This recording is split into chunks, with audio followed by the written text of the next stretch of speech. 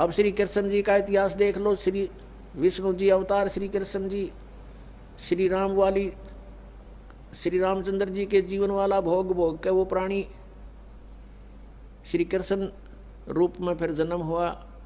सारा जीवन दुखी रहा श्री कृष्ण, सारा जीवन जेल में जन्म हुआ, माता पिता कैद में, कभी मामा शत्रु हो गया, कभी पूतना मारने जा रही है, कभी केसी, कभी तानौर शत्रु हो गया, कभी जरासेंग लड़ने को आ रहा है, कभी शिशुपाल से युद्ध हो रहा है, कवासुनी हो रही है, और कभी फिर कल्यवन आ रहा है। इस दुख में श्री कृष्ण जी ने मथुरा का त्याग कर दिया और ऐसे स्थान पर रहने लगे जहां कोई ना पहुंच सके। समझदार व्यक्ति यही सोचते हैं राड से बाढ़ अच्छी होती है, झगड़े से बचाव अच्छा होता है।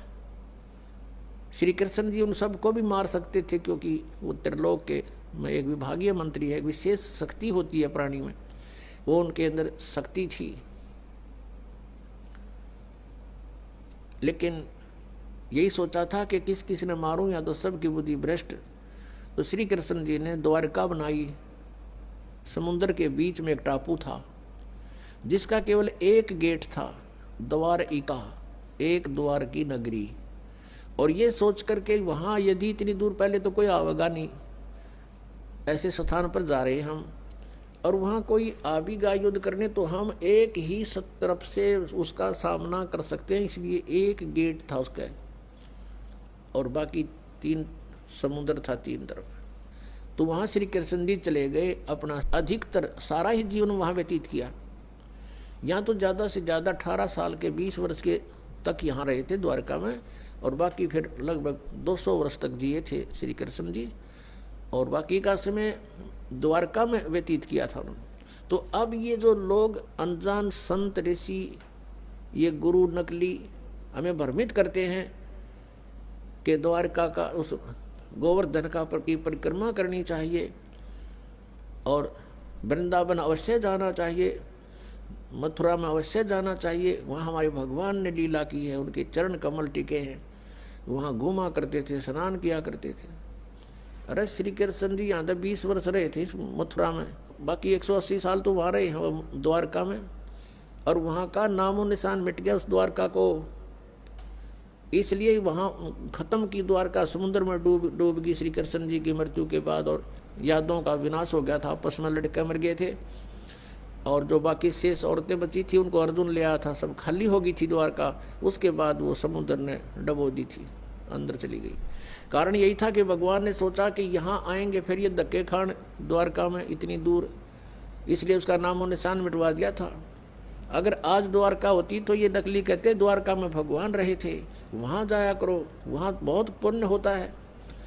उस द्वारका में तो सत्यानाश होया था, सारे यादव कटका मर गए थे वहाँ पर। आज भी जाते हैं वहाँ बहुत से श्रद्धालु।